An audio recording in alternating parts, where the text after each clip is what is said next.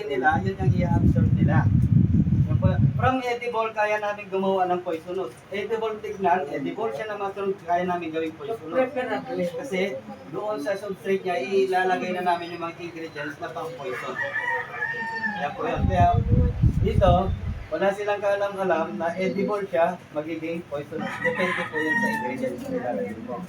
Since dito, sa mushroom industry, yung sa amin po kasi, continuous learning, katulad yan, dito sa soda, sa totoo lang po, may panibago tayong reveal dyan. Kung meron tayong machineries, tanggol kami ng pro-provide natin sa pamamagitan ni Sir Rod. Pro-provide yung, i-request natin yung Sir Rod, pag yung per municipality, magkaroon tayo ng wood grinding machine para gumawa ng kusot. Pwede tayong makipag-tie up sa DNR. Ang DNR kasi naglilinis siya ng mga akasya sa gilid ng kalsada. Mokpapa na ang gagawa. Diba? Lesson na yung trabaho nila. Yun, pagdating ng araw per barangay at pinaggalon natin ng mushroom, mamamroblema tayo sa usot, substrate. So per municipal, siya na yung magsusupply ngayon kung merong ganong machine. May mga parang lag na maliliit, isaksak mo lang doon sa machine na yun. Paglabas, kusot na. Okay. So dito, pag gumamit tayo ng kustot, plus itong mga ingredients na to, ito yung isang ingredients natin hindi tayo gumamit ng, ang nakasanayan ko kasi is yung dehydrated lime. Pinakamaganda yan kumpara dun sa agricultural lime, may calcium carbonate din. Kaya lang, yung gamit natin dito, kung bakit nagiging parang mas medicinal siya, ang ginamit natin is yung agricultural alkaline powder. Meron tayong food grade. Dito yung proof natin sa food grade, maghanap ka ng wala nang malay, bubuhayin natin yung walang malay dahil dun sa food grade na yun. Maghanap ka rito ng sobra ng toxic sa katawan, ipainom natin, active uli yan. Okay? Kasi dyan, sample namin dito, iba kasi ang calcium carbonate. Ang calcium carbonate considered alkaline pa rin po yan. Mataas pa rin po ang alkalinity niyan. Ang lahat ng lime na ginagamit, may kasama pong alkaline. Apo. Kaya lang yung sa atin yung halo, iba po pang medicinal. Then the same time, kaya nga, ma'am, yan yung bibigyan natin. At least nandito na tayo, inumin natin, sir. Okay. May nagamon sa amin, ang muriatic acid, pag hininamos mo, sa pisngi mo, makati.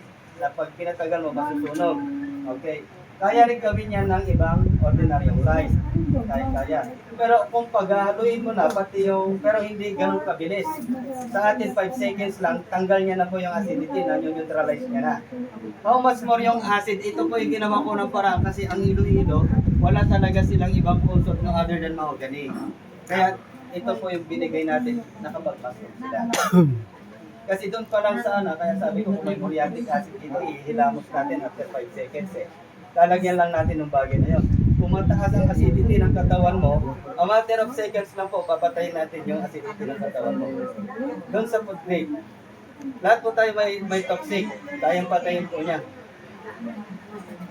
Pwede, pahanap kayo sarili ng Sir, muriatic. kita ko nakalak. Parang hindi na siya bumabang kasi lang siya. Parang nakalak yung mga buto. Mababang yun. Number 1 po, lalo na nagkakaedad ang tao, ang buto natin, ano po yan, lumulutong, madulas ka lang ng konti, matrak-trak na po yan, okay? Para ma-revive po siya. Kayang-kaya po. Meron kaming isang kaibigan, na-disgrasya yan ng motor. Chinek po yung knee niya, hiwalay na po yung mga buto. After a week, i-operate na ng doktor, operan na po. Nung nagpa-check ulit sa doktor, after x-ray, nagulat si doktor, bakit? Kaya nga dito marami kayong makikita na imposible pero posible. Apo, doon pa lang sa mga kagamitan pa lang natin. Kagamitan pa lang po natin yan Kagamitan pa lang. After na ma-settle natin ito yung next program natin, itatayo natin ang Maharlika Bank. Itatayo natin ang Maharlika Museum. Dito bubulabugin na natin ang buong mundo. Dito lalantad na yung mga sekreto.